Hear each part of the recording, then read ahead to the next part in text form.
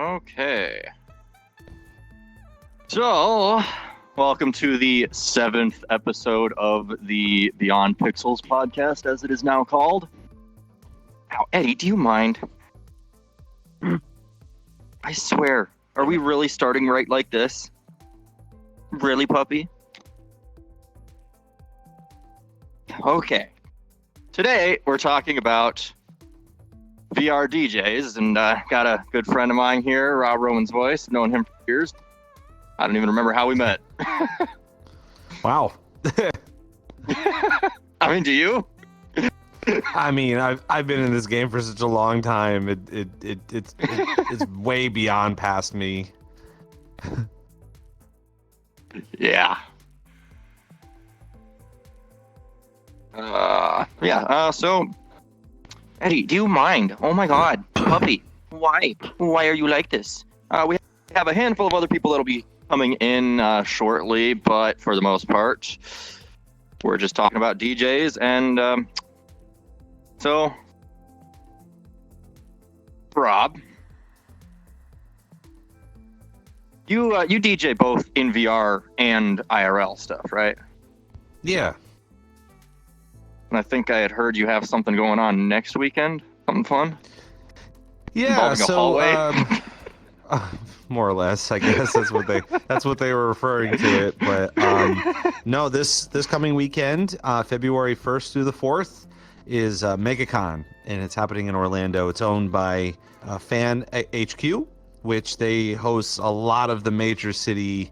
They're not really anime conventions, but they're like pop culture conventions, featuring everything from like superheroes to Artist Alley to anime to old nostalgic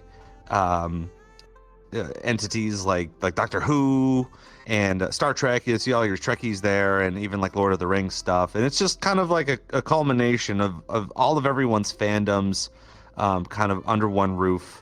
And it's massive. This thing is just massive. So what they normally do during the convention, they don't, your normal conventions, your normal anime conventions and stuff like that, you'll have panels, you'll have the main event room, and then occasionally you'll have like 18 plus viewing, all the way to like raves and parties at night. But during Fan HQ events and like MegaCon, they kind of just focus in on one large venue, where you will have a couple panels, but the panels are just going to be like, voice acting 101, or how to crochet your favorite Pokemon.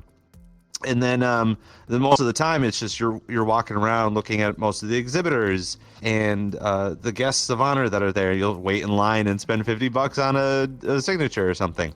So they don't really have concerts. They don't really have like major rave events. So to make up for that, what they do is they'll have like entertainment take over the local stage, which the local stage happens to be just a ragtag stage that they put in the food court.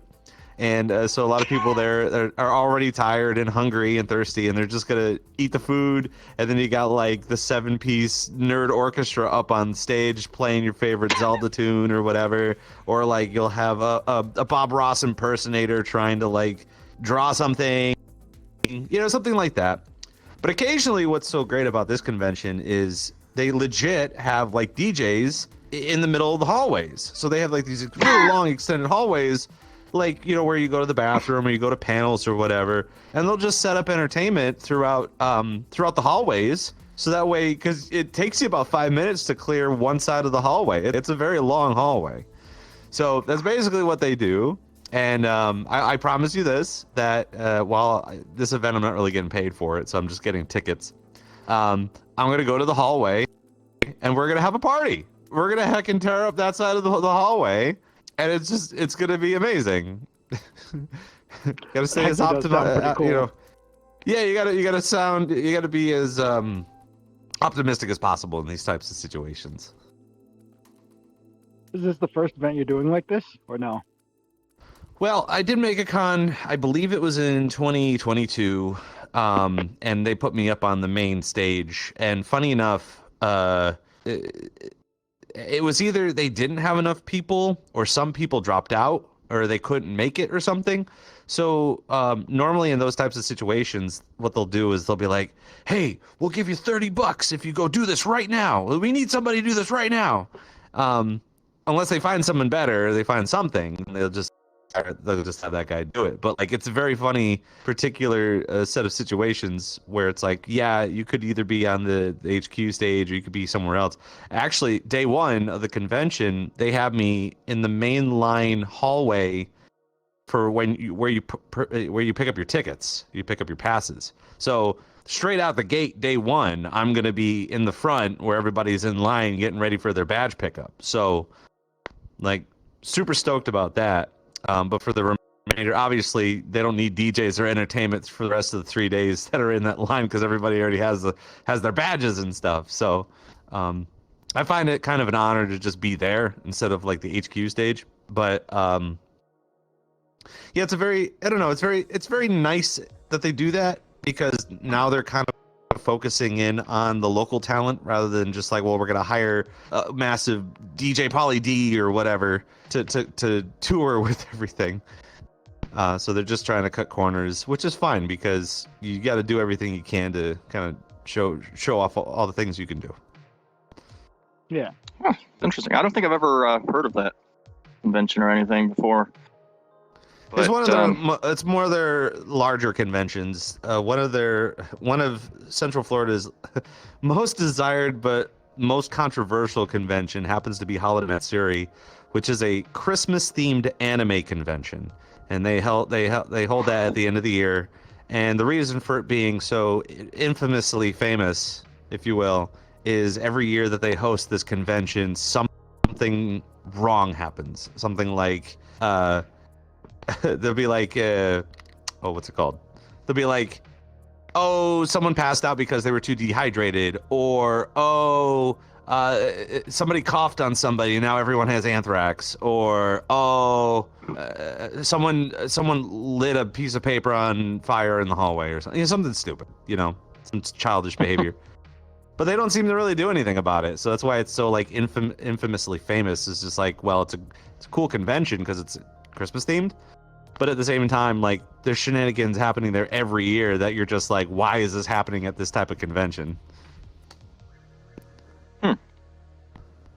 So, I've been really wondering this. Were you DJing before you got into VRChat or just after? Well, so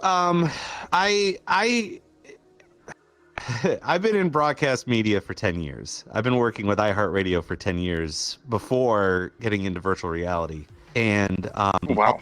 Along with being in broadcast media and working for like top 40 radio stations and under a KISS brand, and recently just working in the top 17 market in the country, you tend to like get to know more DJs and you get to go to clubs and live events, but you're working, but you're partying. So that's part of your job, is to party and hang out with the DJs and do that sort of stuff.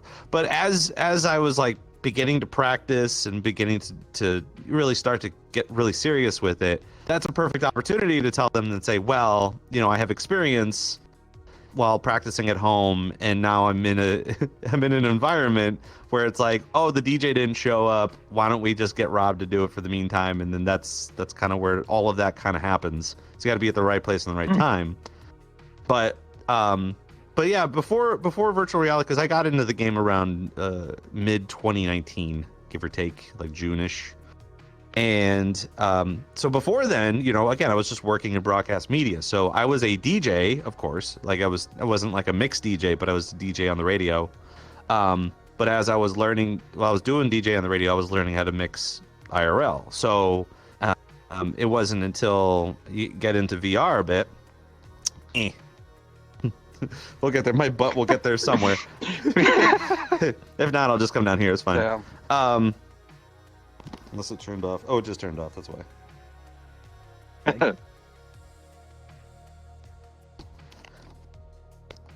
Ta-da! Okay.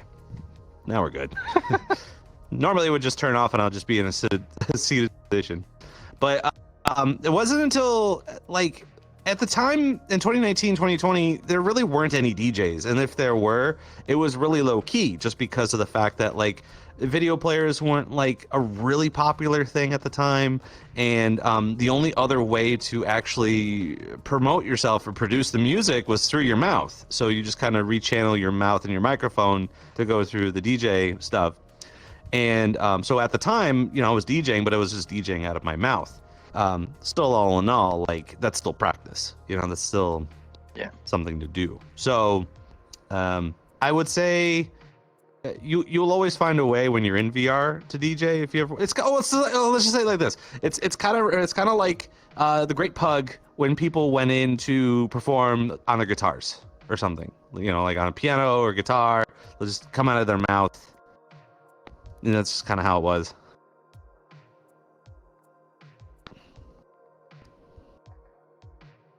Yeah. Interesting. So I actually have a question. Do you think people know you a lot more through VR or IRL? Like, have you gotten more exposure since doing the VR? Oh man, that's a very complicated question. Only because I am still, even to this day, it's been like what, 4 years, 5 years, give or take. I am still considered a meme in VRChat. Only because people don't think I exist. They think RobRomansVoice is just a made-up DJ name that was made up for the drinking night mix. And so they every time they go in there, I mean, when you go in a drinking night, that's all you're thinking about doing is drinking and just hanging out, getting drunk. And it doesn't matter what you remember because you're drinking. So, you know, that's the only thing you'll ever remember besides getting drunk and not remembering. So, so for the longest time, a lot of people never really put two and two together because, again, all they know is the voice. They only know, you know, you're listening to RobRomansVoice or something like that. And so when they see the name, you know, they're like, oh, I know you from somewhere. And that's cool, I guess, because now people are being, you know, they're putting two and two together. But at the same time, like beyond that, it's difficult because they know I exist, and then they made confirmation that I exist, but nothing else past that, which is upsetting because I do a lot more. You know, it's not just drinking night. You know, it's not just the drinking night mix that's kind of gotten its own popularity and nostalgia thing. So it's kind of upsetting because, well, you know, you would think that if you enjoyed that you would enjoy anything else that I would have done. That's for sure. Plus, things have gotten better since then, obviously, as years go by and you practice. But as far as IRL stuff, again, another very complicated question, very complicated answer to the question, only because, again, you'll have like this past TwitchCon, you had enough people come up to me wanting to take pictures, tell me how like, oh, I heard you from drinking night, and like you, Rob Roman, you suck. You know, it's a joke because like, you know, well, they say it jokingly as like, oh, I had the worst experiences in VRChat, and it all happens at drinking night, and it's all my girlfriend dumped me there, and that's all I hear is Rob Roman's voice, and I'm just like, well, it's nothing I could do about it. It's not like I was there performing, you know. so most of it's just like jokingly. Like, Rob, like I can't sleep because of your fucking mix. You know, excuse my language, but like, frustrating, I know. But like, so like part of it at TwitchCon was just that people would come up and they'd just tell me how much they hate that mix, and I was just like, well, there's really nothing you could do about it besides listen to some of my other stuff that sounds even better than what I performed over there. And I give them that opportunity, but it's really tough because you can't force that on anybody. You know, you just tell them, hey, we're doing a lot more other cool things. And again, they'll take a picture with me because they know I exist, and like that's cool. They've met the guy. But beyond that, I don't know. Like, if you wanted to meet the guy and get to know the guy, that'd be nice, you know. So the same goes with doing IRL events. You know, besides the fact that we throw a party every year at TwitchCon called Dead Man's Party, Ends up being a big hit every year. And I've been performing some anime conventions recently the past couple of years, and there are some people from VRChat that do go to those events. They come to hang out. But I feel like everyone has their starstruck moments, I guess. Like they'll come up to me and they'll just like, "Can we take a picture? Can you sign my dog? Can you shake my baby? Can you do whatever?" And so I'll do that. My baby's wrong.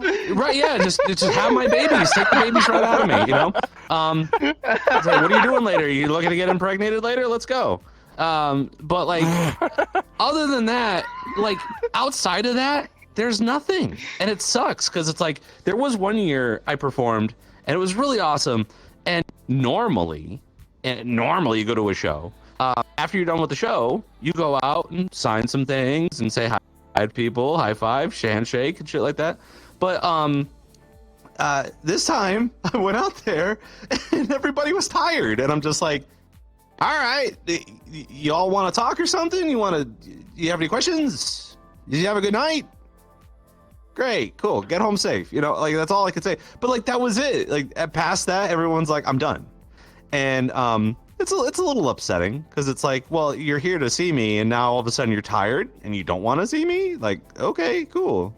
So yeah, it's a little bit of a complicated question because again, like even now, and I'll further explain this, that like currently I have the time to kind of get to know the European crowd, the UK crowd, people that are on the other side of the world, because that DJ scene's getting really big, and every time I get up in there, hey, you're the guy from Drinking Night. I didn't know you existed. Every time, and it's funny. It's funny. You know, it's a funny thing. But it's like, it's a struggle because now every time I go in there, I have to show what I do. You know, it's a whole fresh crowd every time. And not to completely derail this conversation, but like, this is something that I've been trying to kind of encourage a lot of my DJ friends, because I think they're getting really excited about building the masses and performing in front of the masses. But what they really should be focusing in on is practicing in front of people that have never heard what you've done before. It's totally easy for you to perform in front of friends that have heard your music and they know what to expect. But then when you perform in front of a crowd that has never heard anything besides the fact that you're listening to Rob Roman's voice, you have to do your best job to convince them that you're good. You know, like that's hard. You know, that's like sweating. That's like sweating before getting on stage in high school. You know, you're like, oh my gosh, what if they don't like me? And what the whole shaky thing. So it just seems like that's what I've been doing lately. It's just I'm DJing in VR and I'm DJing in front of people. They know who I am. They've heard of me. They know what I've done, but they don't know what I do now. And that's what's so frustrating, is like, it's just trying to get them on the same page with the stuff that I do now, which is a lot better than it was several years ago with that one mix that everyone hates. So. Yeah, I've been saying this for a while that I think they should update the world and have you do a new mix. You want a long answer to that, or you want a short answer to that? Oh. Your choice. Okay, well, the short answer to that is I agree. The shorter answer to that is there are enough people that go into Drinking Night and they mute the music and they play out of their mouths, and that's normal. Like everybody kind of, if you don't like the music in the world, that's fine. It's one thing to do that, but it's also another thing to go on Reddit and complain about it for many, many months, just to get it shot down. And go back on Reddit to give even more opinions on it and more comments and suggestions on it when it wouldn't happen in the first place. Rakshaw, who created Drinking Night, has legit said it like this, that she's done updating Drinking Night. Drinking Night's going to stay however it is for the remainder of time. Occasionally, during holidays, it'll switch to a holiday theme, which the music will change during that holiday theme, but revert back to the original Drinking Night once the holiday is over. She wants to keep that regular because of the nostalgia. Obviously, worlds are getting better. Obviously, you can always find a different place to go and drink in a drinking space. But she would rather have other people that would go back and be like, oh, I remember the days of this, and I did this, and I remember this happened, blah, blah, blah. And then hear the stupid mix. It's not a stupid mix. She paid for it. I think it's a stupid mix because I could do better. But it's just set off on nostalgia, just basically on nostalgia. So while people hate it, there will always be someone new that goes there that will hear it for the first time and build their own nostalgia off of it. So, if you're trying to like get into their Reddit and try to fix it, ain't gonna happen because she's already said she's locked in. Okay, yeah. I mean, I'd like to hear you in more worlds. I am in most worlds. Oh, so she made a wait. Yeah. Oh. So she made a second world called Trap Haven, and I made the mix for that. Another popular place. Actually, it's popular just because there's a trampoline in the middle. I really enjoy the trampoline. There is a group in VRChat called the Tavern, and they have a very mighty world that even with 80 people max, with like medium to high ranked avatars, has some of the best frames I've seen in a while. So I made a mix for that. I'm your father. I made a mix for Club Vixen. I made some other mixes too for other various worlds, but it's a lot. Yeah. Hello. Hi, Rob Roman's voice is in every single world. You constantly hear him on the walls. There you go. Yep.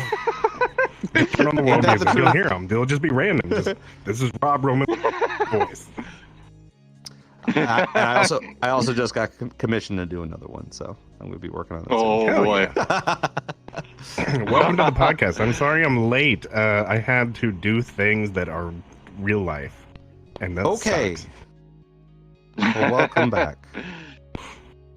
We've been just talking with Rob, finding out about him and what he's doing.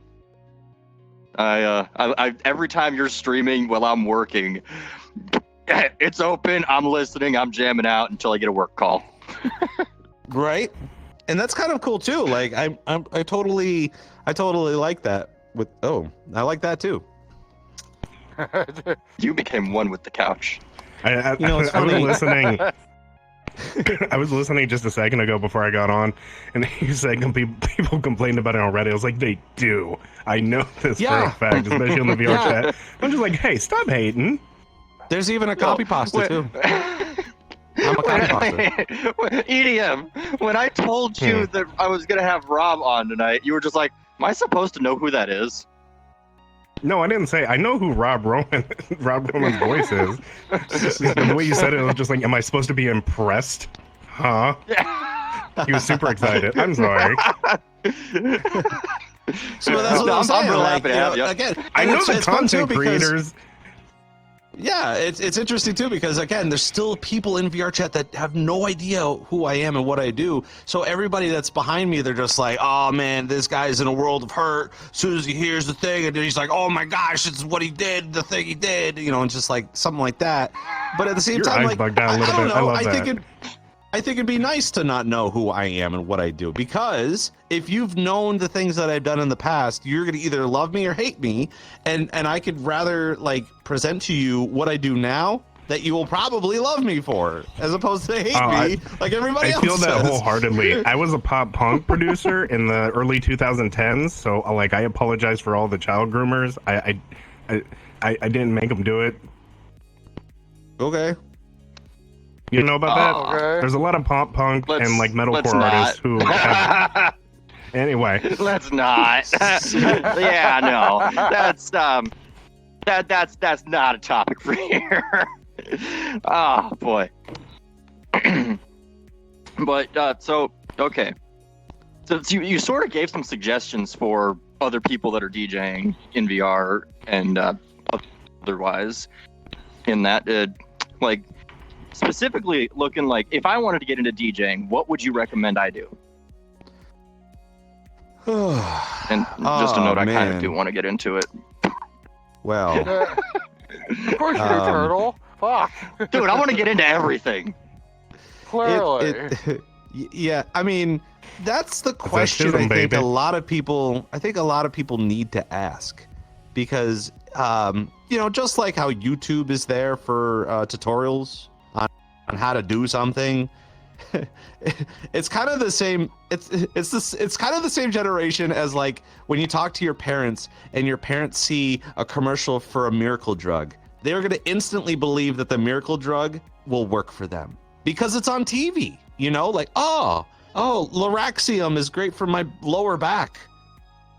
But then it says consult your doctor, right? Your doctor would be smart enough to know that, but no, you saw it on TV. So you're going to get it and take it, and if it doesn't work with you, something bad happens.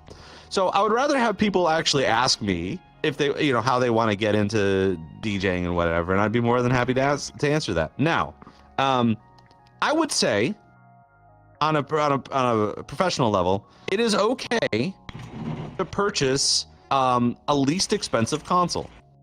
I think a lot of people straight out the gate, they spend hundreds and thousands of dollars on this big tech, and then once they get it, it's like too many buttons, too many knobs, too many things, and then it comes with software, and you got to learn the software. And if you don't know what you're doing already, you're kind of lost, and then you're just like, well, damn, $1,000, I could have bought a new headset or something like Down that. the drain. And honestly, that's kind of how I started my thing. I started with a $250 console made out of plastic, and but I used some of the more professional software because some of those consoles come with free software. The thing that I dislike is a lot of the DJs that I have seen, not really that I've known, but that I've seen, have done the VRDJ 101 setup, which is they use virtual DJ or Tractor. They buy the DDJ 400, which, mind you, is not a bad console, but it is kind of a middle grade console. And I'll go into the reason why I don't really like it. And then they go to Beatport for the top 100. They'll just download the top 100, and that's what they'll spin. Like, they'll spin drum and bass top 100 that you'll hear almost anybody play. And then they'll come up with they're not building an identity for wacky-ass... themselves. Yeah, they'll come up with a wacky-ass DJ name like DJ Bread or DJ Octopus Legs or something like that. And how do you market that, right? Your icon DJ has octopus legs. Great. Awesome. Yeah, So- that's my new DJ name. Thank you. So there you go, right? You're already in the top 10% of the people in here that are performing. Now, that's great. Again, I'm not going to poo-poo the idea of you getting something and starting to learn something, but you've already spent enough money on this. Mind you, you do have some other people that will like download songs from SoundCloud or illegally rip from YouTube. And I'm just like, is the quality there though? We don't know. But you're trying, right? So, okay. That's how most people have been doing it. And people online, they're just like, well, that doesn't seem very, very plausible, because you, along with having the music and having the software and having the hardware, can you do it? Can you mix it? And there's some people that actively Spotify it. What I'm saying is, when you listen to Spotify or iTunes, if it's on the regular template, they have this thing called the crossfader. That once you're done with a song, it will crossfade down, crossfade the new song in, kind of seamlessly, kind of. But you'll hear the volume go down a little bit, the volume go up on the second song, and stupid tracking. Here, I'm just gonna stand. Ha ha. It's because I'm fat. That's all it is. My tracker is like hidden in my fat, and it doesn't. Yeah. So when I sit down, it's such a nightmare. Yeah, you stand whatever's comfortable. There. Aha. So that's another complaint of mine that I think a lot of people they really don't know. Like, you'll have the Spotify DJ that will play some of their favorite music, but are they doing it though? They're just crossfading from left to right to left. And it sounds okay, but it's not professional. There's no effort to it. It's already kind of been done. Now, my gripes with the 400 just kind of lies on, well, you already spent $400 you could have saved an additional $400 to get the $800 model. And then there's a $1,000 model. And it just keeps creeping up. $1,200, $1,500, all the way to $2,000, $2,500.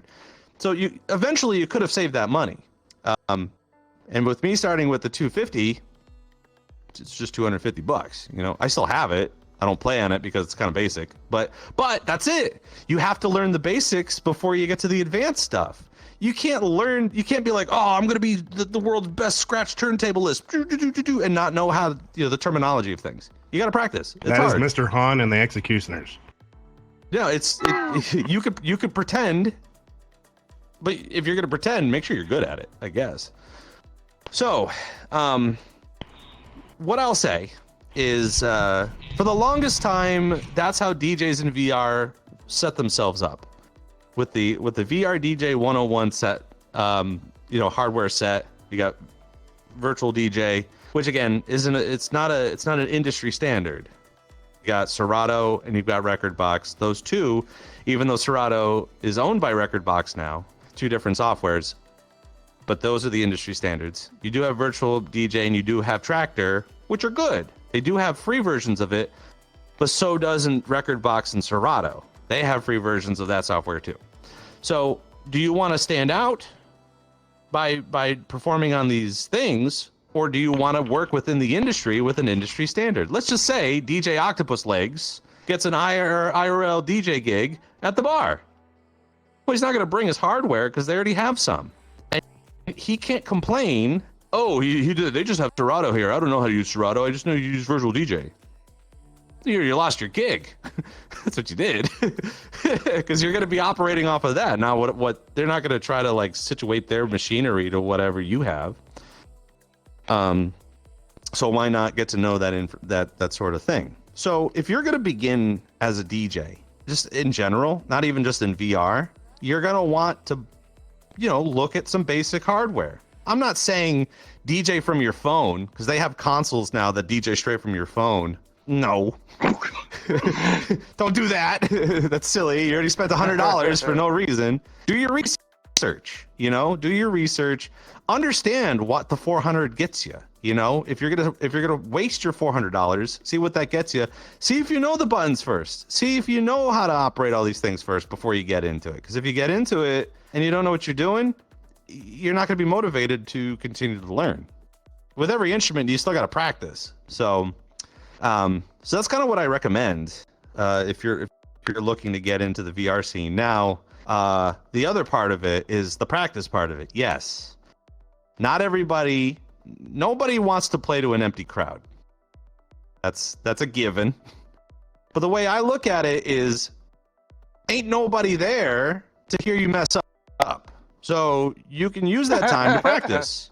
You can use that time to mess up. You can use that time to listen to some of the tunes that you got that you've never heard before, because ain't nobody going to be there. So that's fine. So I think a lot of people take that out of context when they're first performing and no one's there, no one's listening or something. You got to have to look at it optimistically. Practice at a point in time. If you ain't going to do it by yourself, you do it in front of your friends, and then those friends can't hear you. Perfect. They didn't hear your mistakes. Who cares? But everybody also wants to be famous, and everybody wants the main stage. Everybody wants to perform to a large crowd. You got to practice first. you got to get good first. So I hope that answers your question. I kind of threw a lot of little bits there. Oh yeah. Yeah, that definitely would point someone in the right direction for sure. Definitely do research. Actually listen to music. If you want to DJ, you got to know music. You have to know it all. Find your influence. You're right. But how wrong can you get if your audience listens to the Beatport Top 100 and you own 100% of the tunes of the Beatport 100? You can't lose. They all like those tunes, and if you play them and you mix them together good, then you're a good DJ. Right? But if you want to be a great DJ, then you gotta make a name for yourself, sort of, Yeah. Like, get your own sort of sounds instead of just what everyone's using. Get your own. You think Ash Ketchum could be the world's greatest Pokemon trainer, if he hadn't left Pallet Town, he would just be the greatest Pokemon catcher in Pallet Town. But now that he's traveling all over the place, he's starting to learn the terrain. He's learning, you know. But here's what I'll also say too, that I found out that's very, very funny. It makes me giggle a little bit. I talked to some of my DJ friends who perform Latino music and Spanish music. They also perform hip hop stuff and like old, 80s, 90s hip hop stuff. And I told him, I said, I don't really have the catalog for that. And he goes, it doesn't matter. And I'm like, why? And he goes, you can play all of the greatest hits of hip hop in the 80s and 90s, and everyone's heard it before, but they're going to want to hear them again. So the fact that whatever you own and whatever you think that everyone's tired of hearing, who cares? They're going to enjoy it anyway because they know those tunes. So what's stopping you from performing, you know? Yeah. I mean, with music, I go back and I find myself listening to the same 10 or 20 songs all day, every day. And this goes with and the sometimes whole I find drinking another night new thing. song that I go with. You know, people are upset with my mix in there and stuff like that, but once they start drinking, they're not going to remember the other half of the mix anyway. So every time they go in there, if they don't drink, they'll hear something new. I don't even remember anything after the first 10 seconds myself. Right. And I've passed out in that world with the music on, just not in recent times. I always have audio disabled. Rakshaw actually said that the reason why she commissioned a 45-minute mix is to remind the person who's not drinking in there that once it repeats, you've been in there for 45 minutes. Interesting. Man, I've been in there for 45 minutes. Fuck. I feel when it comes to appeasing an inebriated crowd, no matter the substance that they're using, it's more so not really understanding your audience, but more so just appeasing them in a sense to where they'll enjoy it. Either they can sing along or just the beat hits enough to where it just makes them vibrate. So we're like, this feels good. It's the reason why DJs don't really care about what they perform later on in the evening, is because if you start DJing around 10:30, everyone's going to be drunk by 12:30. So between 12:30 and 2 a.m., doesn't matter. They're not going to remember anyway. So just make it hard. Just that is the rule of thumb. Honestly, yes. If someone requests a song and you play 30 seconds of that song, you played the song. But they're too drunk to fight. You played the song. They're not going to argue with you. I have missed watched the best part. DJs just tease a song for an hour. Just one song that everyone wants to hear, they'll just bring it in for 5 seconds and then take it back out. And just keep doing that all night. And then finally end with it. And, oh, I love that shit. Nice. That's some awesome stuff when that happens, for sure. Oh boy. I'd say for me, the Hot 100 right now is not that hot. Let's check it out. No, but people still there's a few. There's a few that I'll slap on every now and then. I know you make your own mixes on things. I think last time I was watching you streaming, you had a bootleg of some song that was really fucking good. And I love bootleg remixes. I have no clue what bootleg means when it comes to it, but I fucking love them. So currently, as of the beginning of this year, I have decided to take a very giant leap towards my professional career, and I resigned from my current job to work on music full time and to DJ full time, which is very scary because it's a product. You're making a product, and when you're DJing, it's a show, so that's a product. It's all entertainment. Told my friend's on his way. Awesome. So when making these bootlegs, the idea is to create something that's not the original, and send it off to the masses so that way they can use it to escape listening to the actual tune itself. Now, through DMCA, obviously you don't want to be streaming original content because that's 100% truthful that you may be getting a strike. But the thing about bootlegs is what you're doing is you're taking little bits and snippets from other things, recreating it to make something brand new. So while someone can DMCA it based on their voice or a likeness, it's kind of tough because it's not the original. Now bootlegs and mashups are kind of the same, a little bit. Where mashups, you're basically taking two parts of a song. So, for example, I made a mashup of Edamame, the song Edamame from, was it BBNO?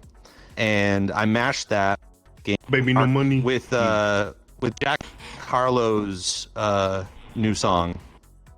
Lovin' on Me. Yeah, Lovin' on Me. They have That's a good very mix. similar. I hear that. They have a very similar backbeat.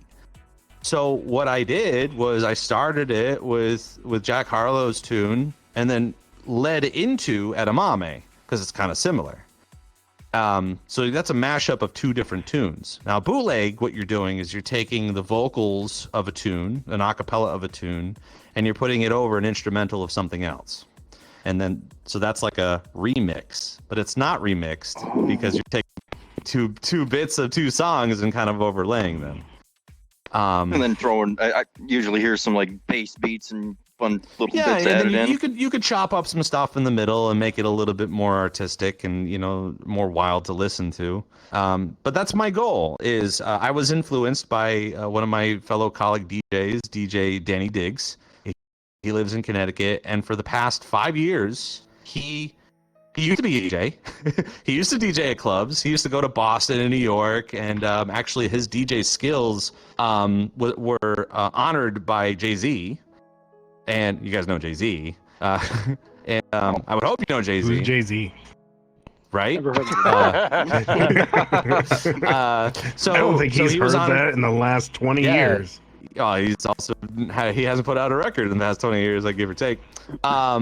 It's still Jay-Z. So he was honored by him so much so that so he just doesn't DJ anymore.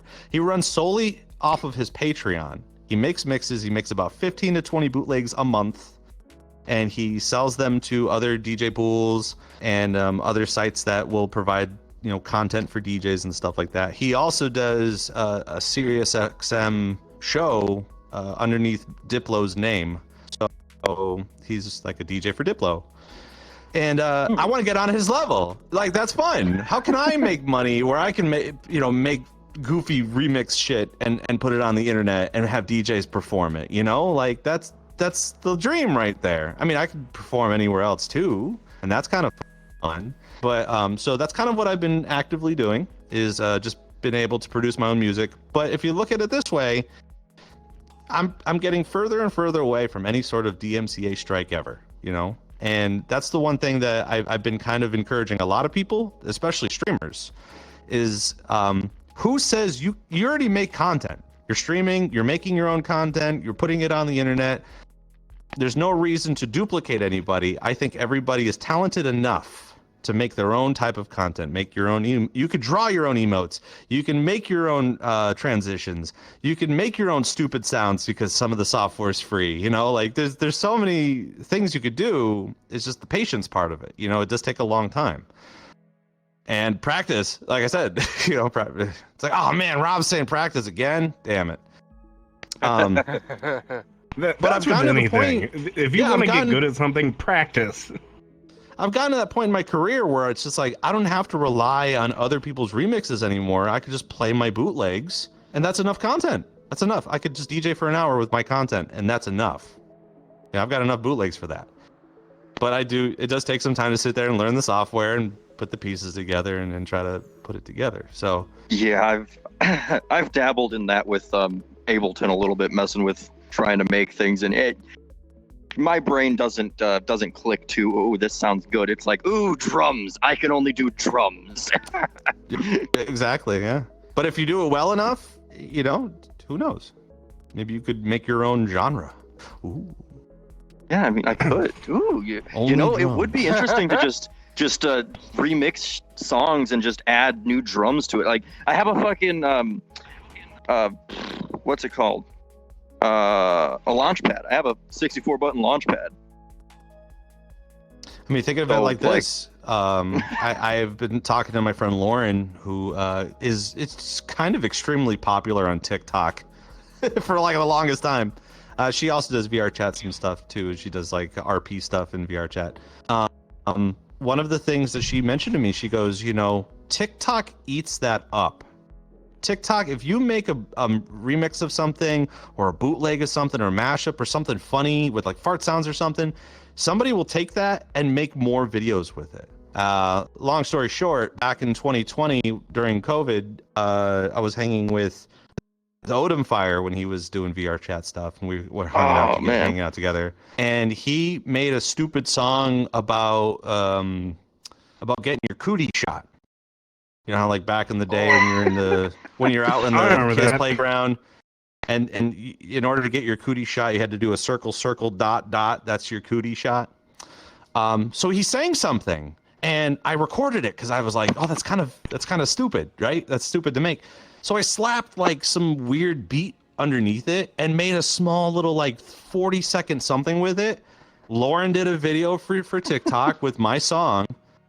That song got over 2,000 impressions on TikTok with other people, about 250 people making their own, they took the song and they made their own like dance videos with it.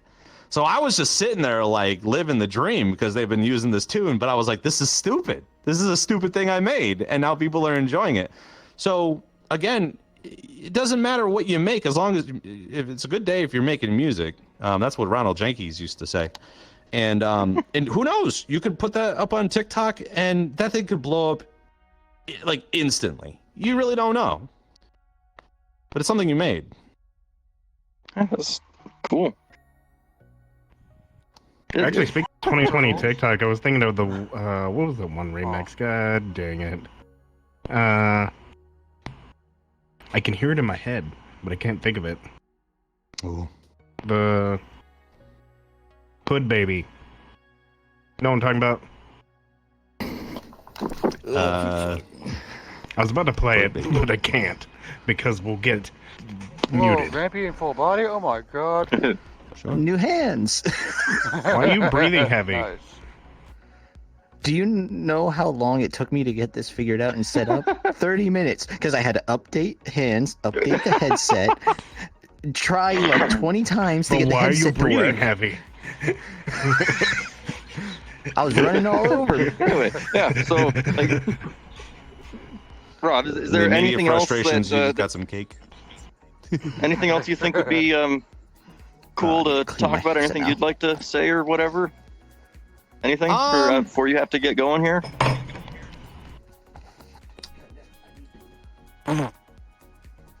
And immediately Vampy breaks. Very flexible.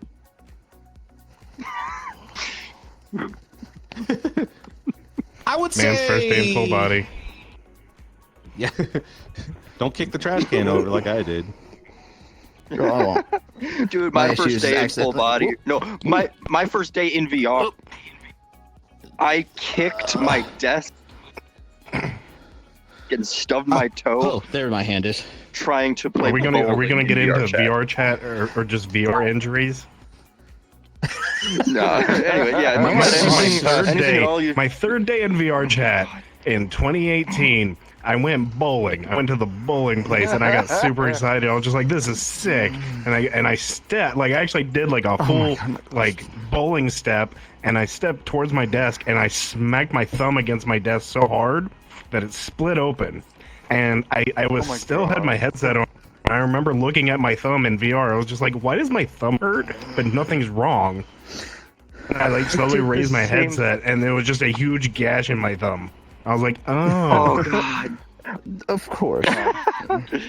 Anyway, yeah. Before you got to get going, Rob's got to get going in a bit here, right? So I guess what I'll say is that if you are interested in DJing, don't let that hinder you from trying. I know right now is a very complicated time just because there are a lot of DJs. There's so many DJs, in fact, that I think Tupper was the one that posted a picture on Twitter of a whole entire list of DJs and the venues that were performing starting at 7 p.m. all the way to 2. And he posted saying, how am I supposed to go see my favorite DJs all playing at the same time? So, like, it's a struggle. I think everybody wants their time in the limelight. Unfortunately, right now, everybody wants to claim that they're a DJ, and they're going to try their best to become a DJ. But again, it does take practice. And I'll also say, too, that if you're going to be a DJ in VR, you just know what you're getting yourself into if you're going to start with, like, I'm going to do drum and bass, and I'm going to try to be a part of every freaking group that there is. I mean, that's cool and all, but that's also like stepping into a memer lobby, trying to out-meme the one memer in the lobby. Like, it's going to be very difficult if you try to. The second thing I'm going to say is take some time and watch other DJs. Don't gatekeep. Just don't. You gatekeep, you're going to lose every opportunity to find more people to come and hang out with you. And if you want to find a good collaborative ally, try to find someone that plays the stuff that you do and get to know them and go to their shows. And hopefully they'll come to your shows. And then you guys can, like, collaborate, and then you could do your own concerts and stuff like that. And then people are going to want to go to those. So, again, VR DJing right now is really, really tricky just because, like, everybody wants in, everybody thinks that they could do it, and you can. You just got to practice. I'd probably say that DJing in VR is probably easier to get into and do, because you could just go into a random public world and just do your thing. Start your own public world. Don't bother other people that are already in a world. Yeah, don't do IRL that. DJing, Actually, IRL DJing is almost as equal as, like, going to the mall. It's tricky because either people are gonna go to clubs and drink, they're gonna go to bars and drink, but you can't identify how often they're gonna do that or how much money they have to do that. Here, you can also legit getting pop into it, like, right? Yeah, you gotta wait outside. You You gotta get all dressed up. You gotta, you actually have to, like, talk There's to people. commitment. yeah. Like, you have to go in there and actually talk. Fuck it. I pop into a lobby, I dance, I'm done. Like, I don't like it, I'm out in 3 minutes flat. It doesn't matter. And so, I did a previous interview where the guy asked, he goes, what's the best part about DJing in VR? And I told him, I can turn off my computer when I'm done, and I can go straight to bed. Yep. I was gonna say you could be naked. No, I was gonna ask, like, That's do you Rob is ever do naked paid, right now. Do you ever do, like, paid gigs in VR? Yes. Recently, how much do you I could charge? actually publicly say it because it happened. There was a what the hell is it called? Shit. You have Unity, and then you have Unreal Engine. So Unreal Engine 5 came out, and there's a company called Obscure that was at TwitchCon this past year, and they're offering VTuber possibilities without the VTuber mocap suit. You just need a webcam. You can use the virtual face thing, and you can make your VTuber in a 3D environment using Unreal Engine 5. And so to promote that, what they did was they hired someone to make a stage in VR. They promoted it to a tune of like 90 content creators in VR, VTubers, all sorts of stuff. They all came together, and they paid me for that event, which they could have paid me real money, or I could have accepted trade. The trade was a mocap suit. So I own a mocap suit. I could be using the software to DJ with the mocap suit, but it was still a paid gig. I had to sign a contract, and in virtual reality, I was DJing in front of, big content creators like Buff Pup and Rose Doodle and AI Candy and Zone Sama was there, and all these people. And so occasionally you'll have that here in VR. It's kind of a weird situation because this thing's free and we all play it, and you can't really expect to see someone like super famous or something, but free quotation marks. Yeah, especially with the It the cost me paywall $3,000 to pay on some of these worlds where you have to pay with like virtual bucks. That's just how it's gonna be, or you're gonna go to a real concert with some real DJs from time to time. Interesting. So like, if I wanted to have you come DJ some party or whatever for me for an hour, and I didn't I'm a know different you. situation because it's just like, well, if you didn't know me, yes, I would assume. Yeah, it really. If I didn't know let's say it you, like how this. much would you? Let's say it like this. like, Okay, how much okay. would you? I'm a more lenient kind of content creator where we can talk about a price and then I will be able to tell you what I can offer. It's not a matter of you don't have enough to pay for me. That's not it. Just for me. I know other people are like, well, you need to have a certain amount of money to do this. But because this is what I do for a career now, you know, this is my job now. It's kind of important to understand that yes, I have a trade and I'm a professional at what I do. So I hope that you can pay for my skills and what I know in the industry. Let alone I've been working 10 years in radio broadcasting. I got a lot of that behind me too. But occasionally, and again, not everybody does this. They should, but they need to understand that sometimes you got to throw a bone. Not like immediate bone, but like not saying you're calling it charity either, because it's not charity. I would say that if it's somebody's birthday and they want me to DJ, I give them an option. I say how many people are going to be there. And if it's under a number that I don't like, I'll say, I'll tell you what, I DJ on a Saturday night. Bring everybody in on Saturday night. That way I don't lose revenue. You can have your birthday party. I can announce that it's your birthday and you can party with your friends there because I'm going to be there anyway. That's what I'm doing. Yeah. So I like to try to offer those incentives rather than just turning someone down saying you can't afford me. So Yeah, I like that. That's awesome. yeah. Any Well, other questions? if you want to, anything? I think we've pretty much gone through everything I was wanting to ask you myself. So, Well, actually, I got something if you don't mind. Oh, Yeah. So actually, so on your comment of like everyone wants to be a DJ, I way agree. I get what you mean. Like it's this kind, especially here in VRChat, it's this topic of like I'm a lazy DJ. All right, I used to DJ when I used to make music a long time ago, but I stopped. But now in VRChat, I throw all that to the wind and I just mix stuff and call it a day and throw it on a playlist. Carefully curate the playlist, right? I'm the laziest kind of air quotations DJ there is, but I totally agree what you mean. Like everyone and their mother, like, you know, wants to have this title for the title's sake rather than just like, I'm going to call it, you know, using the spirit of music to just have a great time, you know? Yeah. I kind of put that in the same category as there's two different things. One, the content creator that does not promote themselves because, oh, why would I do that if no one's going to be paying attention anyway? Somebody's going to have to pay attention somewhere. You know, squeaky wheel gets the oil. That's an obvious thing. So I have to put is, oh, why would I do that if no one's going to be paying attention to what you're doing? Otherwise, don't complain if no one's going to come to your set. You know, like if nobody knows that you're DJing and you're DJing for 3 hours to a crowd of 0, that's your own fault. Yeah. You need to tell people what you're doing and leave it to them to decide whether or not you're good or not. I'll also say this too, and this is what I've learned many, many years ago. There's a thing called practicing and there's a thing called perfect practicing. You could practice and be shit at it, and you're good at shit. But if you practice and you do something good with it, then you'll ultimately be very good at it. So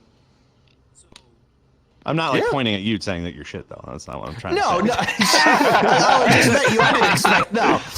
I know. Yeah. The metaphorical but you. That's the thing though. Okay. Like it's right now, if let's just say you're doing drum and bass and you're going up against DJ Octopus Legs, who I just made up. All right. DJ Octopus Legs. I am DJ Octopus Legs. They're getting more views because of their stupid name than you with your good product. And I bet that would be infuriating to you because you know that DJ Octopus Legs uses his octopus legs and it's terrible. Yo, So can we? what can you do about Can we it? just? You don't have to try to outweigh DJ Octopus Legs. You could try to perform to a different crowd. You could promote yourself a lot more. You could put out those mixes and have people listen to it. It's a matter of getting yourself out there. But again, so many people want times. They want, why am I not DJing at this time? Why am I not DJing in this place? Make your own place. Make your own times. You know, I'll say it right now. Currently, I live on the East Coast. I live in Florida. I know a lot of the East Coast people. I know the West Coast people sometimes. I actually have a lot of fans that live in Colorado for some reason.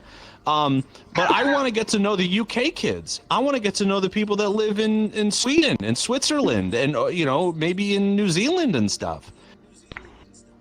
I'm performing for the past 2 weeks. I don't know a single soul over there. So how can they come to my shows if they don't know I exist? So I have to take the time to get to know them, kind of give them an idea of what I do, and hope for the best, and perform during the times that I know that they're going to be on drinking and partying, because that's the only time they're coming to hang. And you know what? Of course, at the expense of your own sleep. Sure. But two things. One, you're doing it, and you're putting yourself out there. And two, it's practice. It's practice. You could record all of that. You could use that as content for the future. But people are being like, well, I don't want to do that. It's a lot of time and effort. Well, I don't know. If you don't tell people about what you did and how proud of you are at it, then I don't know. It's on you. Okay, you said Florida, and you also said you worked in radio broadcasting. Did you used to work for the Bone? No, I used to work for 93.3 FLZ in Tampa. Well, that was close. I mean, the Bone's also in Tampa. I have one more thing I want to say, because I know you've got your stream that you're gonna be a little late for now, right? Yes, that's fine. I don't want to get you pulled up, but can we like actually get a handful of DJs together and make DJ Octopus Legs just a giant meme DJ? Can we fucking do this? Just mixing and scratching yes. at the same time. Yes. If only he plays underwater tunes, like underwater music. Just make the whole idea Or of it good shit by a bunch of different DJs that we just put Like put a filter over whale that makes it sounds sound and like it's squeaking underwater. from dolphins and sucking. I just imagine he'd play every like underwater video game like ever, like that soundtrack, like the underwater levels from Mario 64, and like start with that. Hell yeah, bro. What's up? How you doing? You want to go? Get away from me with that. I want to make. I don't like That's this. exactly what I was saying. Keys, That's a no to me. Keys, go sit down. Stop Go sit down, me. Keys, please and thank you. Come on, I can't body be your pillow. boy, Turbo. Okay, seriously, not right now. Off of me, sit, please and thank you. God. We interrupt this podcast for light molesting. Oh, is that today's It's sponsor? just the VRChat fanboy experience, man. So yeah, No, I want to it's make that a fucking thing. I want to make DJ Octopus the meme. If you can make People DJ are Octopus just- Legs work better than how I perform, then good. Goddamn. If you find I like need 8 someone- really good DJs who work well together, like you could make it work. It would sound cool. Like No, you I only mentioned need 4. earlier, There's Dr. 8 Han, Two or hands per Mr. person. Han and Executioners, which that's a 5-piece, and they did a collaboration with Linkin Park and Static X, and that whole album is fantastic. And you have 5 DJs on it, and then you have 2 rappers, and then 3. That sounds like a conversation for another time. Okay, well, I won't keep you any longer. You want to just toss out your where you can be found real quick before you leave? Everything you can see up on RobRomansVoice.com, and you can see all the links going to Twitch and Twitter, and there's some YouTubes. I made a new TikTok recently. It's very funny. I also have a Patreon, so again, if you're interested in learning how to DJ and wanting to purchase the bootlegs that I make, that's up on the Patreon. I'll also be streaming on Twitch in just a few seconds because I have to get there and play Final Fantasy 14. And and if you're in the Central Florida area, and if you're in the Central Florida area, you can come and watch me perform at MegaCon all 4 days, February 1st through the 4th. I'll be performing come twice see a you. day. I'm in Tampa. I'm in the hallway. I don't know what that means yet, but we're Are you in the hallway? hallway? I will be Oh God! Yeah, Roman's Voice is here. we are gonna have a party in the hallway. That's for sure. So yeah, RobRomansVoice.com. I got all sorts of videos and stuff up there that you can watch from IRL events that I did out in Alabama and at TwitchCon as well, because we have Dead Man's Party there. And yeah, that's basically it, really. Awesome. Thank you for coming. I Thank love you. your stuff. I listen every time I'm available and able to. Yeah, we DJ Wednesdays, Fridays, and Saturdays. So Fridays are gonna start at 5 p.m. Saturday night 10 p.m. Wednesday. It's all online. You can check it out. Yeah, It's good stuff. Definitely. Why can I find you on TikTok? okay. See you, Rob. Roman's Voice. Thanks for coming. Bye-bye. Bye. Bye bye. Okay, so now that Turtle. he had to leave early. Give me 1 second. So Rob had to leave early. So I are you went taking a through seat? all of the points What does it smell like? specifically with him and had him talk for the first hour. So yeah, now we can let the other two talk and. So, Turtle, this is Master Mouillet. Master Mouillet, this is Turtle. Hi. Hello. I have to give you my. I have a signature hello, if you don't mind. If you could stand, if you don't mind. I do this. I have Stand to. up. It's I'm my, grabbing another beer. that's fine. Hello, I'm Master Mouillet. I shake you warmly by the hand. And then you gotta shake the hand. You could. Yes. All right. Perfect. Perfect. Would I just do that to your arm? Your hands are cold like a That doctor. works. That works. No, it's a mentality I have about VR, because the whole point of VR for me is to mimic that reality. So I should treat it as such, greet people with a handshake and a potential smile without face tracking. But again, potential. Yeah. So you do DJing in VR? So, yes, I've been DJing in DR since 2020, like late 2020, early 2021, because that's when I got into VR, and But yeah, I just do public things. Do you were you DJing before VRChat, or did VRChat get you to start? So, okay, let's go back a little bit. Back in high school, actually, we're gonna go back further than that. Oh boy. I have always been When I was hugely just into. a lad. When I was a young warthog. When I was a young warthog. Did you just sit Perfect. on me? He does it better. Oh, and I had to do it. Turtle Apparently. Dave just You sit do on it you. great. But yeah, when I was Don't worry my about it. father started to get me into music, and he got me into two very opposing bands. Three: Sugar Ray, The Prodigy, and Rammstein. So, and of the three of them, the Prodigy was the band that I found most akin to, and I listened to as much as my father had of it, and then I was like, all right, Dad, I want more. And he's like, that's it. I'm like, what? So I started combing the vastness of what was it, Napster back in the day, for more music, right? And I just kept combing for more trance, more house bass, more industrial, more dark wave, because people don't know that's where the biggest, what is it called? Oh, the Wubbities. Dubstep. That's where dubstep came from. Was dark wave. Hang on. The Hang on. Wubbities. Did you just refer to dubstep as I'm the never going to Wubbities? call dubstep It's anything Wubbities else ever said the Day. Wubbities. It's You guys want to Wubbities. listen to some Wubbities? Dude, yeah. Dude, Yeah, if you walk up to a girl at a bar and you say, hey, let's go listen to the Wubbities, you might hit it off. Yo, but yeah, DJ and- Octopus Legs needs to do some Wubbities. Dude, he would play the I like that Wubbities. one guy who was in that metalcore band and then he made the Wubbities. Oh, I was into Prodigy and getting into a bunch of other techno out there, and specifically 80s almost disco techno, in more trance house and house bass. I started to make my own music when I was back in high school on a shitty Dell laptop using Fruity Loops or Fruity Loops XL, right? So, and I just started.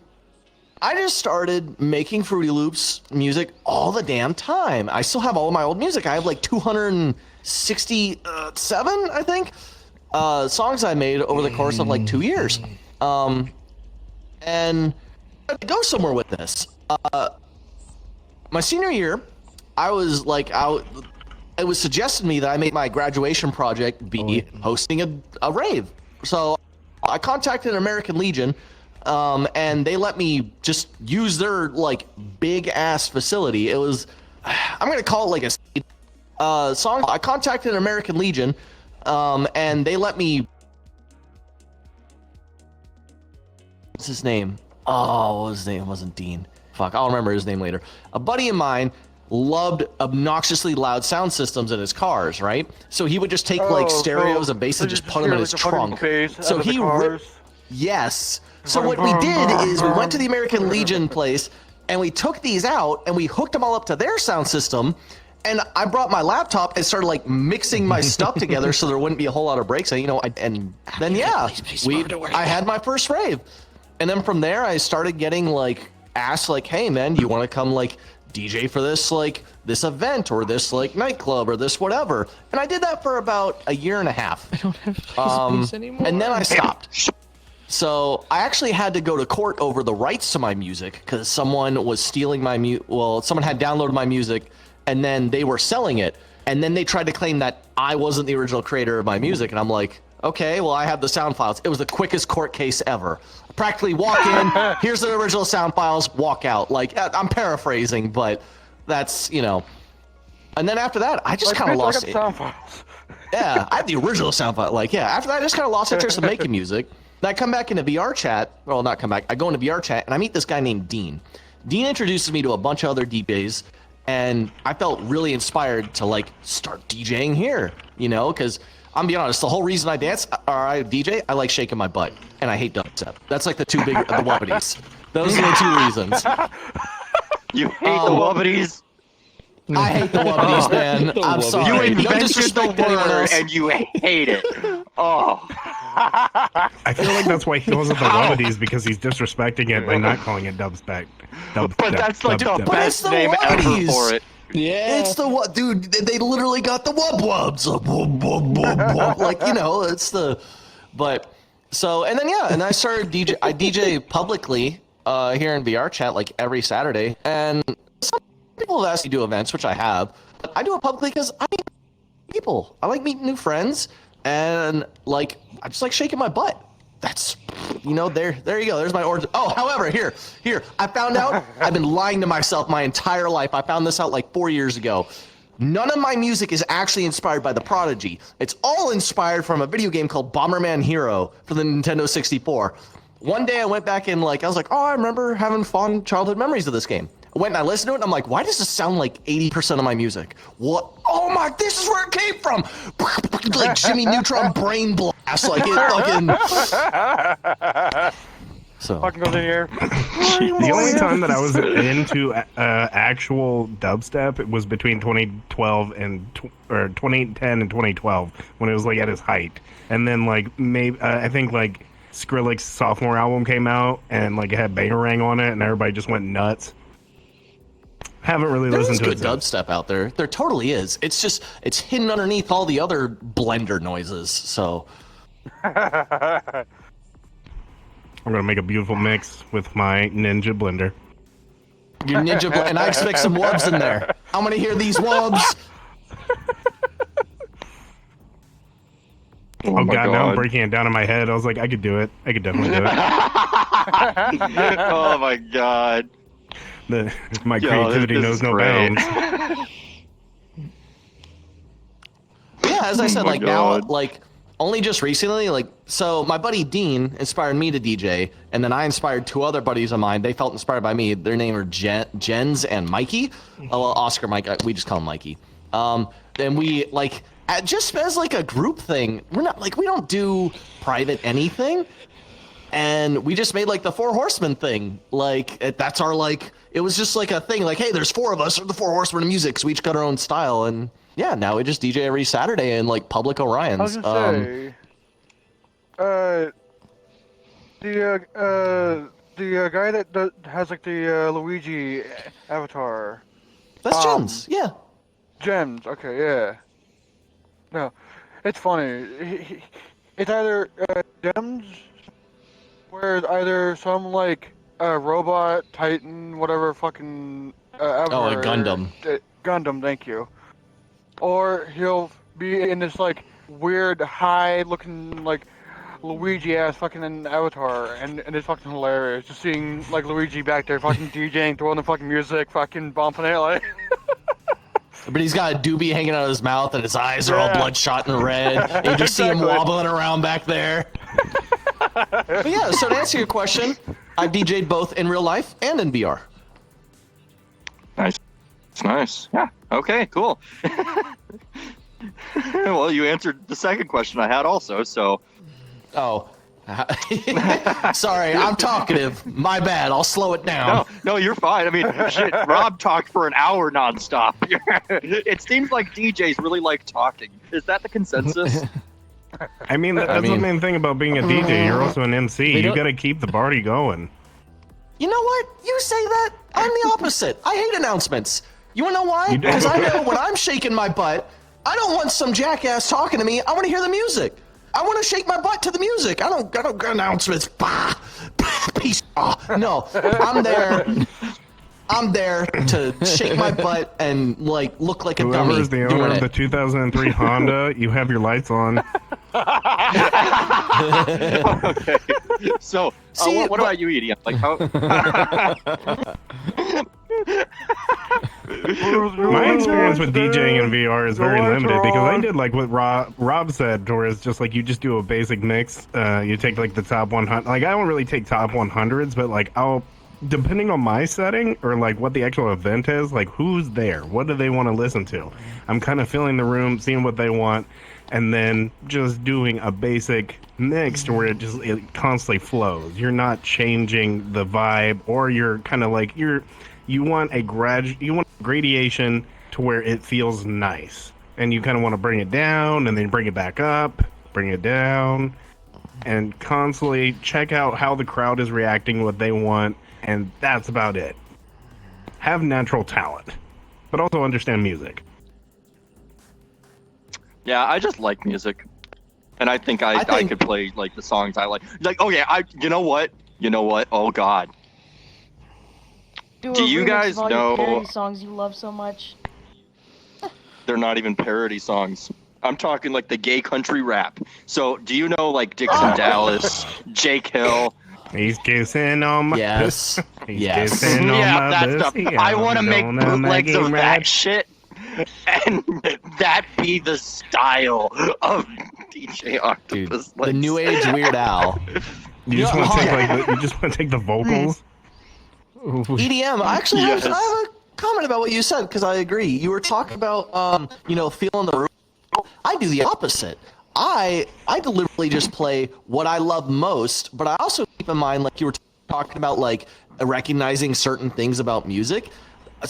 There's a huge disconnect in I don't want to be an asshole, so I'll try and word this as politely as possible and have a little bit of finesse about it. People who are Be an newer. asshole. I like it. Punch me. No. I like having finesse. I like calling someone an ass, like an asshole, without them knowing I said it. That's the trick. It makes me feel good. So, if someone who is newer to music can't quite differentiate between like what is perhaps good music for the room and what is a song they love. Example. I love Rammstein. I hate Du Hast because that's like the only song Americans know from them. But I love Rammstein, right? Oh, mine's Firefly. Oh, dude, Firefly is great. Mine is Ich tu du Wehr. It's great. Anyway, I'm butchering it. I'm sure my German girlfriend is screaming right now or rolling in her sleep. So, but like she's gonna come beat you. Yeah, I'm gonna message like, you what? But I understand that like that music isn't necessarily right for the dance floor, but there's a good number of people, at least here in VRChat, because DJing is like hyper accessible here, at least to get into it, people will just play what they like, and there's no consistent theming, or there's no like, for lack of a better phrase, it ain't shit I could shake my butt to, you know? Like, I don't want to hear Nickelback's like, look at this photograph, like while I'm on the dance floor, you know what I mean? That is not a song to dance to. But some people will play that, which is fine. It's cool that they like it. I'm not knocking them for liking it, but this ain't the time and the place. That's a slow song.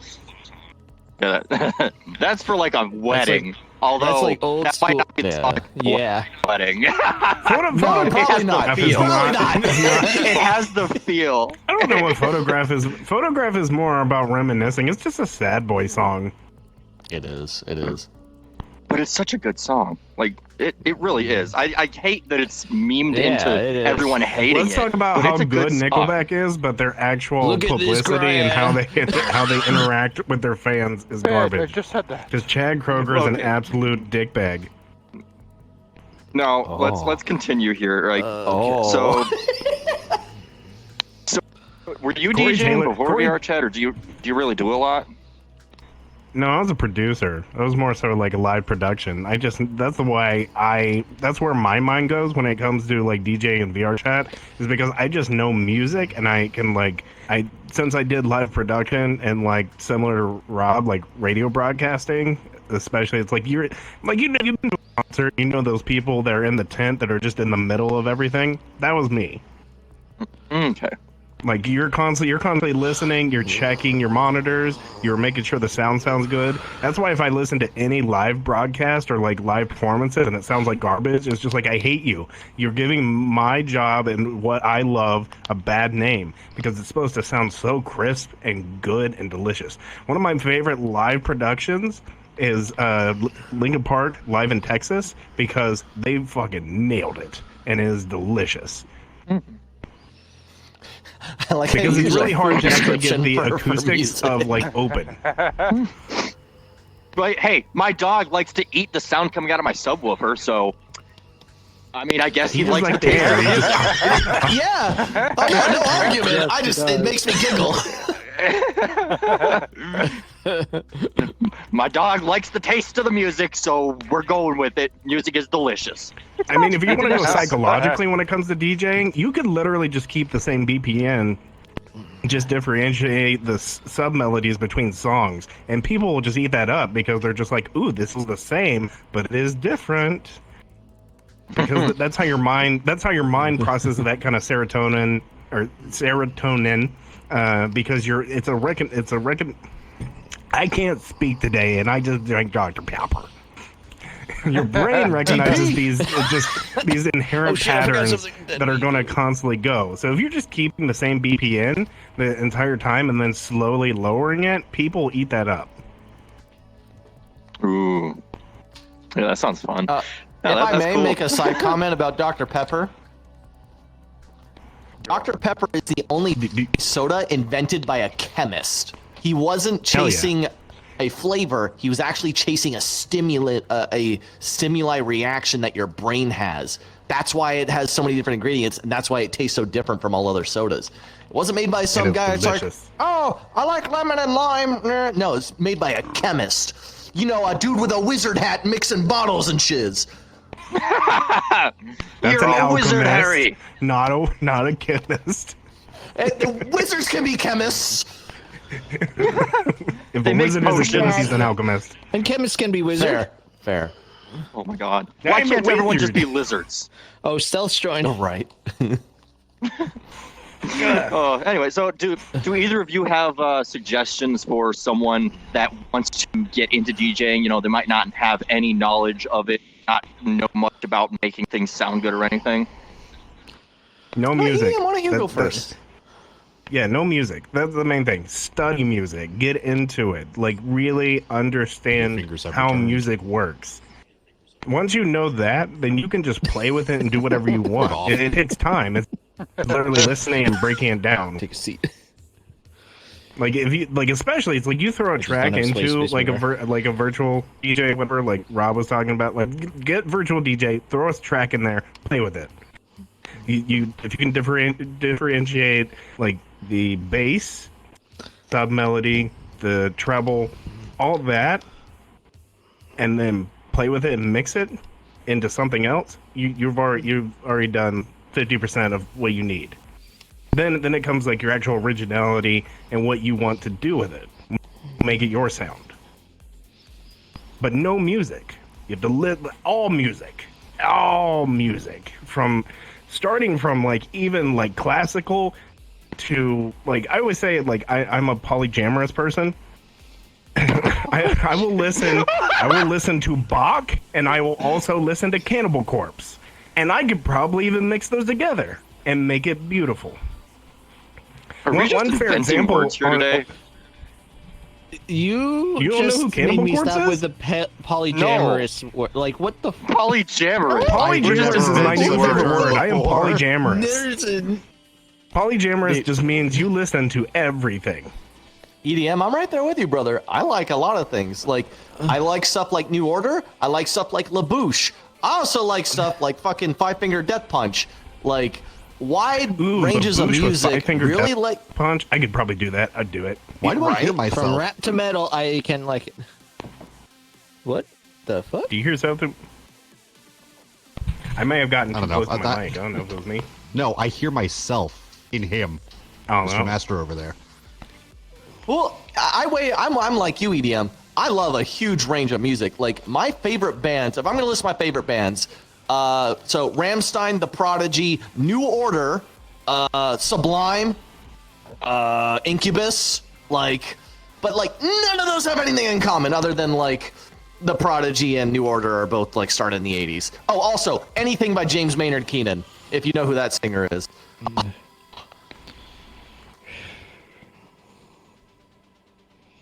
No, I think no I one? love him now. Tool, You just mentioned Pucifer. Yeah, I know dude, I Tool. love. Well, Tool, it's still Pucifer. Maynard, but like I love like Perfect Circle. Perfect Circle. Hang on. Yeah. Wait. Perfect Circle's a I good just heard a name that I recognize. Hold on. Maynard? Maynard? Oh god. Yeah, he's James- the They lead singer made of some James- like really. Yes. Wait, James Maynard Keenan is the lead singer of No, Tool, I'm thinking of a different Pucifer, thing. Never mind. A Perfect Circle, and one other thing I forget. I always get Actually, hate two other for things. liking him and Tool because I'm a huge Tool fan. But Tool, I love Tool just because, like, if you love music, you love Tool because they're experimental and they just do whatever the fuck they want. Especially, it's like, even like basing one of their albums on like mathematical sequences, especially like Schism or no, is it Schism that is based on the Fibonacci sequence that is constantly is constantly growing as the song goes. Dude, the bass on that is so good, and that entire song, yes, like they truly are a how to say, not like a highwayman because that's a robber, like, but they are certainly some kind of forward-moving leader when it comes to like experimental music and trying to grow when it comes to just music theory, or at least they used to be when they did more. Like they don't put out too much nowadays, but you know. They're still great. I mean, I'm also a sucker for like any artist that is going to mix genres that probably you wouldn't think would work, especially like Linkin Park kind of was like the founding fathers Corpse of just husband and Bring Me the Horizon. like they literally brought metal, alt, hip hop, and like actual scratching into a full mix and just made it perfect. Yeah, they did excellent. Skindred is reggae metal, which is the sexiest thing in the world because I love both reggae and metal. Oh, you know what, Han? I got one for you. Animals as Leaders. They're a lyricless metal band, and all they do is just like these melodic like riffs through the whole thing. Their lead guitarist plays a double V-neck. Each neck has 8-string guitar, and he is insane. He's absolutely, what's his name? Like something Abasi or something. Like go look up Animals as Leaders in your spare time. Absolutely insane band. Oh, I know Animals as Leaders. That's like this is the same with like Polyphia. Polyphia, especially the guitarist, makes me so wet. Yeah, but see, us talking about this, it shows that like our backgrounds come from like music knowledge and theory. You know, it's much less of like, oh, I just like this techno. It comes from like a deeper understanding of music theory as I keep saying theory, I need to come up with a new word, but it really pulls back to what you were saying of like new DJs should really get to know music as a whole. Like, it's cool to have your favorites and what you like, but really dive into what this gem here, this soul-soothing rhythmic blast that goes through your ears. Really dive in. You know, I couldn't agree more with EDM. Well, it's also like if you want to get into music theory, Happy, get can into you music stop theory. breathing in your mic?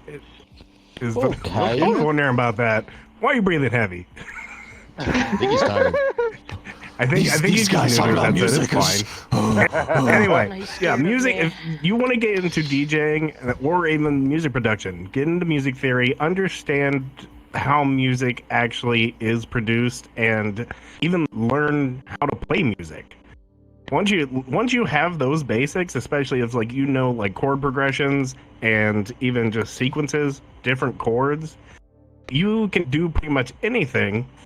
Just the basics of, I don't know, if you you have a drum pad, like if you just know that and just can hear it, which I have to admit, I have natural talent when it comes to that. Like I have a golden ear. Like I don't think I necessarily have perfect pitch, but it's just like I can hear the different notes individually. If you can do that, you are set. See, I'm the opposite. I didn't have any talent. The first time I booted up Fruity Loops and started to make trance, it was fucking awful. It was like someone taking some cymbals or some chimes and just smashing them in your ears, and you're just like, Jesus, make it stop.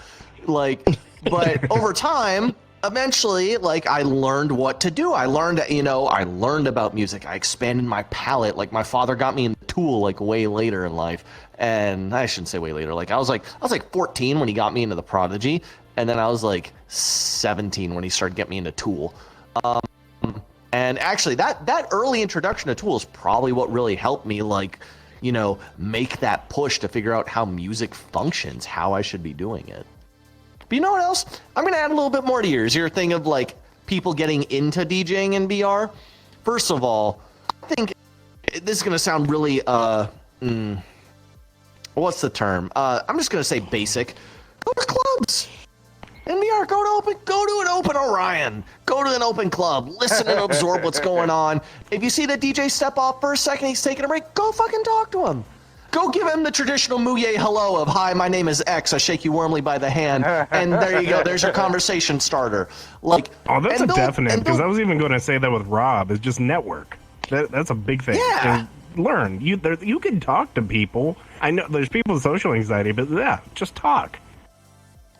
Yeah, people will be more than willing to tell you what they're passionate and excited about. Because that's the point, that's part of the reason why they're excited about it. They want to share this love they have for thing X, in this case, music, right? DJs will be more than happy to just fucking gush, and and then you could just be a sponge and be like, yes, give me all this info, and then I will do it too, So like, what software do you guys use now when you're doing stuff in VR, at least? Right now, I'm just using Virtual DJ because I'm not doing like big like mixes or like even like doing remixes or anything. It's just like it's simple, just understanding my tracks and making the environment the way it's setting ambiance essentially. Like I'll probably later on do my own things, but also like right now just focusing is just like, hey, we're here to have a good time. I'm going to play some good music. We might add a little bit of effect to it, some fade. That's about it.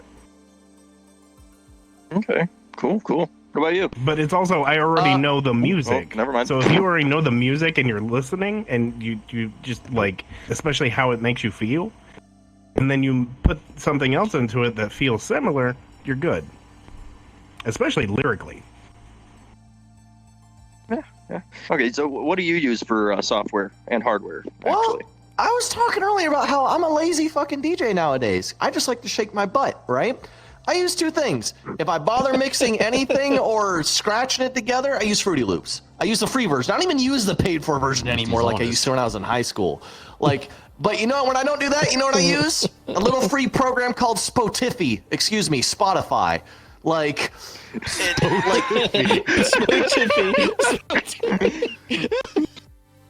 hope you don't mind if I use that. I'm gonna piss off my wife so badly. Like, you know what I do for Spotify? This segment of the podcast is sponsored by Spotify. by Spotify. If I don't feel like mixing and weaving, what I'll do is I will spend hours in Spotify combing through like these vast links of like, oh, check out this artist that I know. Okay, recommended here, going to them. Recommended here, going to them. And you just go down this train, this hole, this music hole, and it's got Jack Blackheads running around going and you're just checking out every kind of music you can. Look, Jack Black is the face of music in my opinion. He is such an iconic guy, and I just tap for hours, and what I do is I don't just add the playlist. No, I'm sitting here, I'm curating, I'm trying to get it to match, and I'll have a copacetic theme and make sure it's all just flowing. Personally, Turtle, you should come. Awesome comes. Oh, they're over there taking a nap. You should come to one of my events, and I would like you to hear the power of lazy DJing and how it can still, it won't ever sound as good as people who really I do it sometimes, but it will never sound as good as when you really you splice it together and you get the tones going, you even put in a little bit in between. It won't, but damn is it close. With some serious effort and time, you can really do it. If your music understanding is deep, you can really put it together, And I encourage you to come by if you're not doing nothing this Saturday or whatever Saturday, and come check it out and shake your butt and have a good time. Oh, well, I'm on every night. What time? So I'm never eat soggy waffles. I'm Western time, so we start about 8:00 Western time. So you're Eastern time, so that's 11 o'clock your time. I'm actually Central myself. Oh, I thought you said you were in Florida. My mistake. Okay. I'm in Florida. No, Rob was in Florida. Rob and him are in Rob's Florida. also in Florida. Okay. Then yeah, you're only an hour ahead of me if you're Central. Central is 2 hours. 2 hours. Yeah, 2 hours. Sorry, I was confusing Central for Mountain Time, and as far as I'm concerned, no one lives in Mountain Time. Doesn't exist. Yeah. When I was a trucker I driving through always Mountain forget Time, there Mountain was Time nothing. exists because there is that's all flyover states. Yeah. I've only ever met maybe 2 people ever that live in Mountain Time. I'm convinced that they're the only 2 people that live in Mountain Time, and anyone else that's there, it's just them portraying that other 3 million people. And Vegas is in Central, right? I think Vegas is the only thing that really that is Mountain. Vegas is actually Vegas is in West Coast time, I believe. Yeah, they're in West Coast time. Nevada I is think. Western. Oh, they're too okay. They're too far over. It's really weird how small the time zone of Mountain Time is. But yes, so I would just say, what do I use? Spotify and Fruity Loops. You don't need to pay for the expensive version of Fruity Loops. Just normal version. Have fun. Experiment. But smash your head into some drums. Can you do live things with Fruity Loops, though? 'Cause I thought Fruity Loops was for making songs or mixes or whatever, but not live mixing. I mean, if you can, I don't know how. I've never tried. I don't do the only live events I've even when I was in high school and I would do live events, I wouldn't mix anything on the spot. I would mix it all at home, and then I would we'd hook it up to my buddies. Man, I really want to get on Facebook, look up his name because his name's Danny. I legitimately... Danny. There it is. His name was Danny. And hook all my shit up to Danny's huge ass speaker system, and we'd go from there, or whatever club I was at.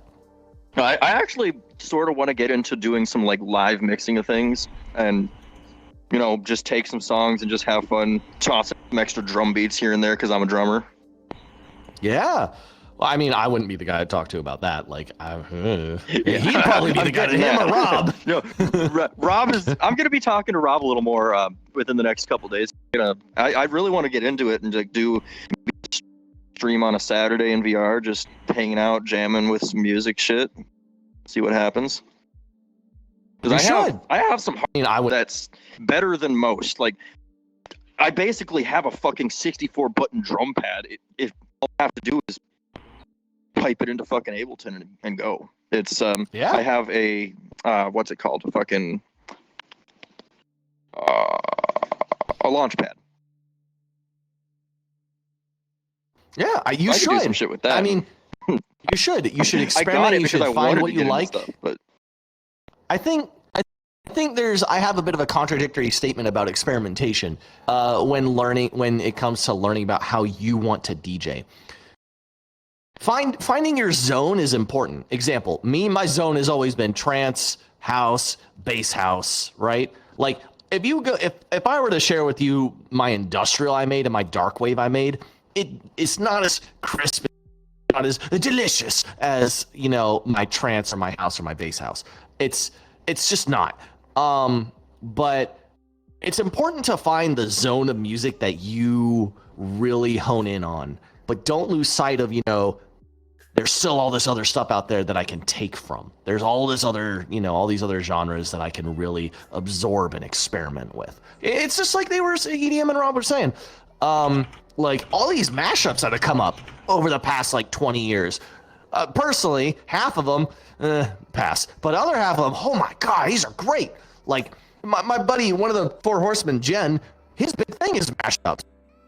And man, sometimes he plays the right ones, and I'm just like, oh, dude, my butt is shaking extra hard to this. I love it. Don't ever just limit yourself, but finding your zone of expertise, I'm gonna call it. I think it's important.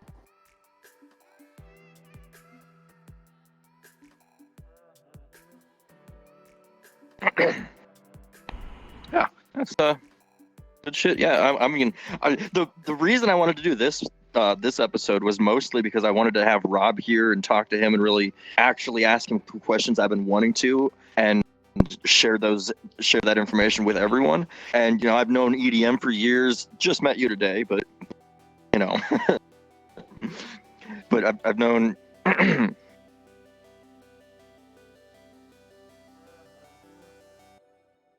Who did you join off of to get here?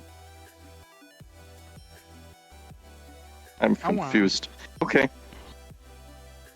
You will. Random people appeering in the podcast without my knowledge. That's no. The only one in green here is EDM. I'm also friends with them. There's no mine. Yeah. I'm friends with them too, but I'm orange. Yeah. Sorry. Orange. Well, they left. It was fine. Yeah. Okay then. Name We're and supposed to shame. be Name and professional. shame. God dang it. Yeah. We're on Bambi. Just a note. Don't invite people. If you have someone that wants to join, tell me. Ask me. Do not invite people. That's a really simple thing. I learned the hard way. It's not like this is the fucking shit show already. Yeah.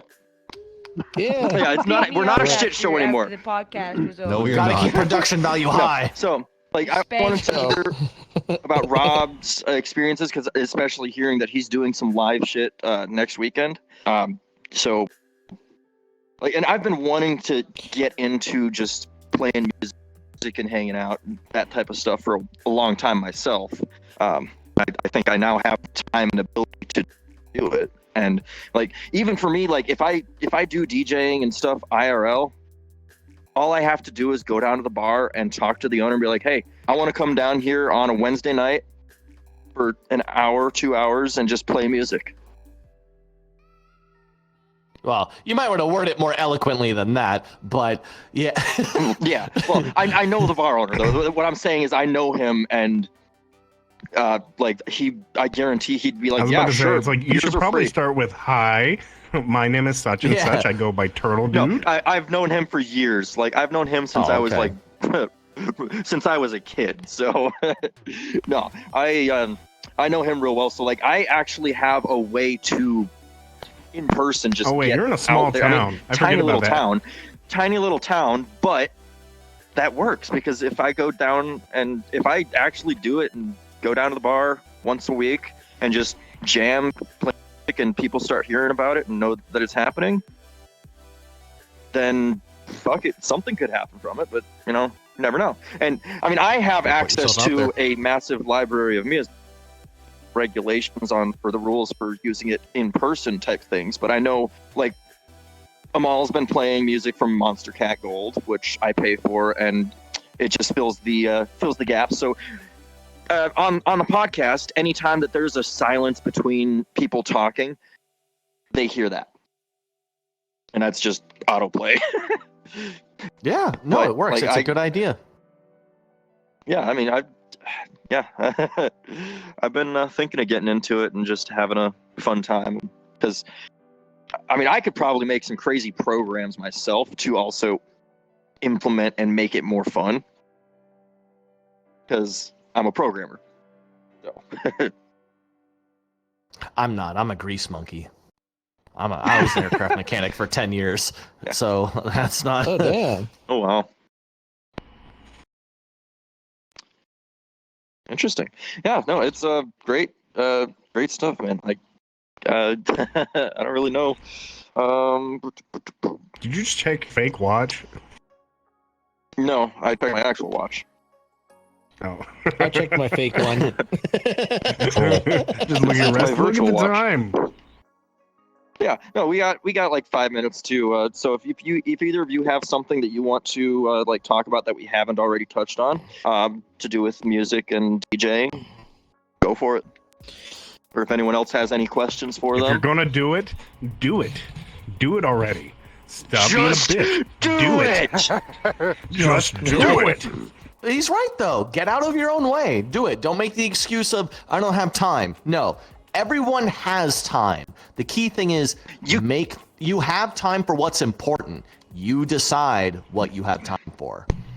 No one is so busy they can't do something. You've just chosen that other things are more important to do. And in this instance, it's just like, oh no, I'm too busy. It's just like, what you're here. did you want? As a child. Yeah, I was here an hour late. I had to go run people from work. But you're still here. Like you still have time. You make time for what's important. Yeah. Like So, I was actually like an hour late. I was 30 minutes late. That's because I didn't get off. Like I got off work. Yes, Well, but this no, that's started. because I I was hate being doing late. all kinds of fixes. But I mean, no, what EDM said is true. Just do it. Just get into it. Just dive in head first. Have a great time. Take what music you know. Maybe try and replicate it. Like that's why a lot of bands in real life, they start with cover songs. It's a great way to figure it out. Another thing, like I would say you'd probably never know that you're going to be good at it or bad at it, or if you're going to enjoy doing it if you don't just try it for a bit. And don't try it for just a week. Don't try it for a month. Try it for, a couple days a week for a couple months at least, right? See how it goes. Yeah. Like even this podcast, like I started it thinking it was only going to go for 2-3 weeks and, completely fizzle out and be like, nah, this isn't working out. This isn't fun. And here it is. Pocket Shit Show. Now it's Beyond Pixels. Yeah. I think this is a much more professional, good title. Pull the right stick down. Beyond Pixels is a very Right, good stick- title. oh, I need to okay. make you a logo now. Thank you. Yeah, I mean, I'm calling if you the want title's to, gonna I'll change again in 2 put weeks. it in. No, I don't That's think what it that will one is. because so if me and Sobe ever do an IRL podcast, which I think we're gonna be, I'm gonna be talking to him and we're gonna put together some sort of a goal that has to happen for us to do an IRL podcast for a special one. I think All And right. one of the goals was We'll talk viewer about count. that. Yeah, that is. But we'll talk about that. Look, I'm outside just saying, of if I this- come in a the couple weeks podcast. from now and the sign says "out of our Outside, yeah. shells," I'm getting a spreadsheet together.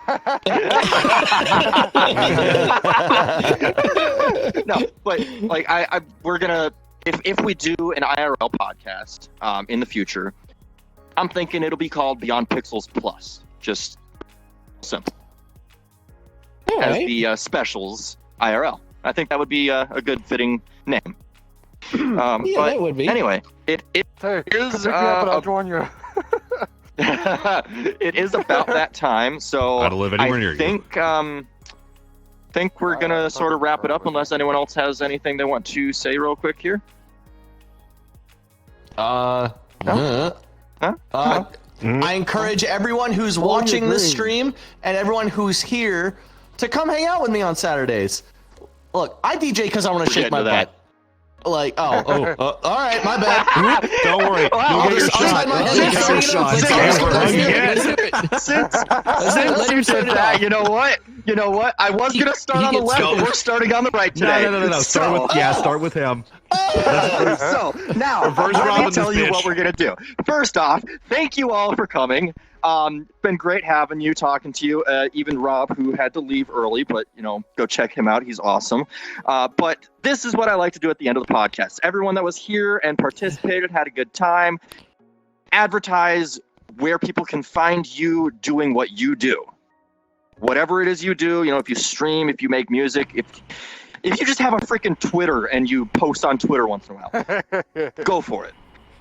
So we'll start with you since you were already on Twitter.com. My bad. I'm sorry. I thought that's where you wanted. My bad. My mistake. Hi, I'm Master Mouye. You don't have to call me Master. You can just call me Mouye. Don't make it weird. Some people like to. Can I call you Daddy? No, Jesus, no. Daddy Master Mouye, that's my father, not me. So, I just have a Twitch, dude. Like, I used to actually stream. Like, I got a whole green screen setup, but I just gave up on that. That wasn't for me. It's because I'm not into Fortnite. I'm into actual video games. But anyway, so I just stream. Yeah. Dude, you know what, Han? Fortnite's the best game I've never played. It keeps the people who play Fortnite out of the games I actually play. Gives them somewhere to go. Gives them a home. So anyway, twitch.tv/MasterMouye. I just stream the raves. I just play music, but it's always public. Okay, correction. It's like 95% of the time public. Please, Bill Ryan, shake my hand. Shake your butt while shaking my hand. Don't shake my hand with your butt, though. Don't twerk on his hand. Are we? Yeah, don't Can I twerk shake on my your hand. butt with my hand? No. That's reserved for the ham. I'm gonna shake your ass.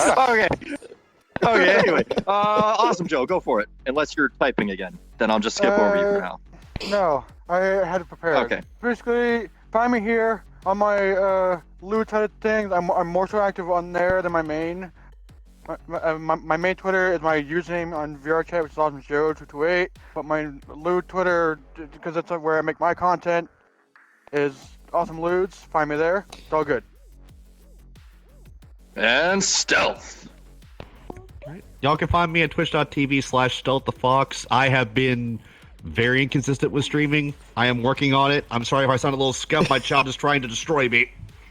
Go, child, go. Don't worry.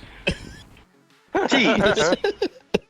I'm gonna do less of promoting myself this time around and promote the rave community in VRChat.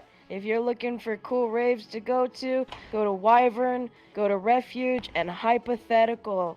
You'll see me around. Yo. Okay, EDM. Heck yeah. You can find me at EDM Studios is live on twitch.tv and every Wednesday night at Club Moonstar. If you would like to be invited and attend one of our events, it is erotic dancing. If you want to get danced on or you even want to be a dancer, you can join our Discord, which will be in the Twitch chat. Turtle, what are you doing? Awkwardly. I'm touching him. Huh? Okay. He's calling. Stop molesting me behind. My co-host. my Never mind, it left-hand won't be in the man. Twitch chat. Turtle, I'm gonna send this to you. Will you put it in the Why? Twitch chat so I don't have to log in because I'm lazy?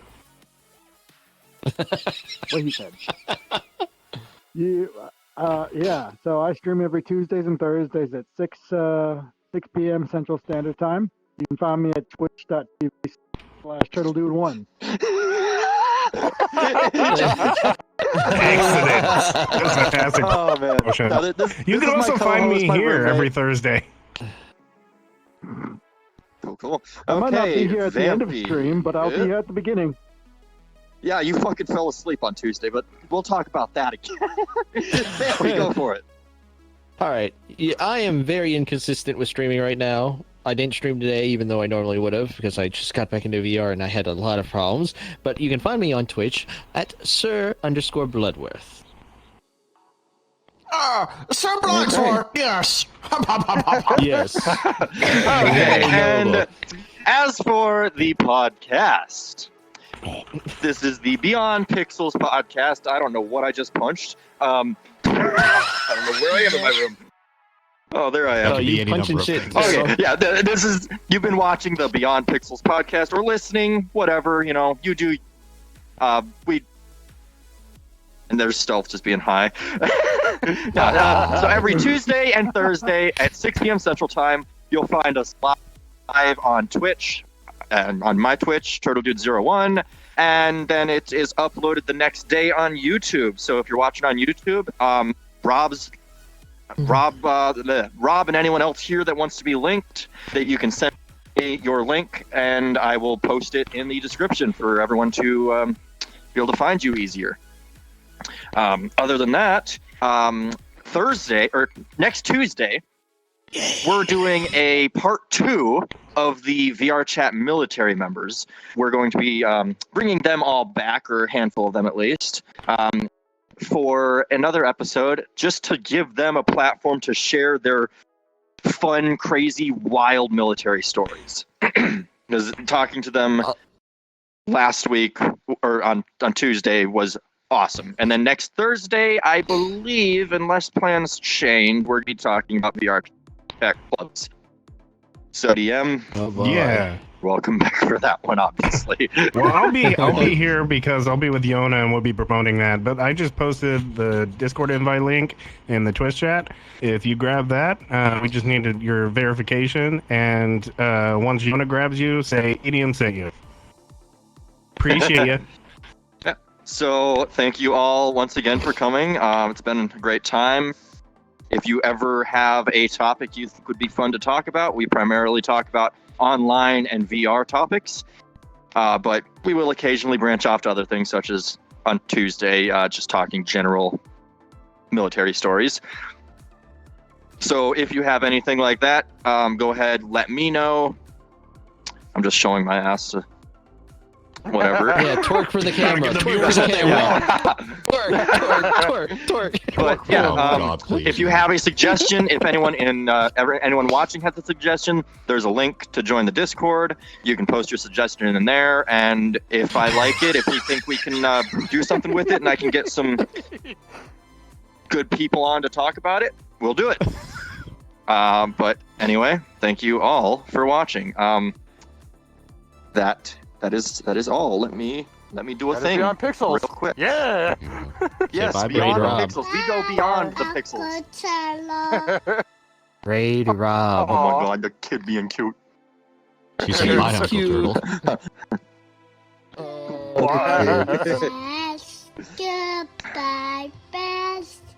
Goodbye. So, Mr. Oh, he's still going. Oops. Give me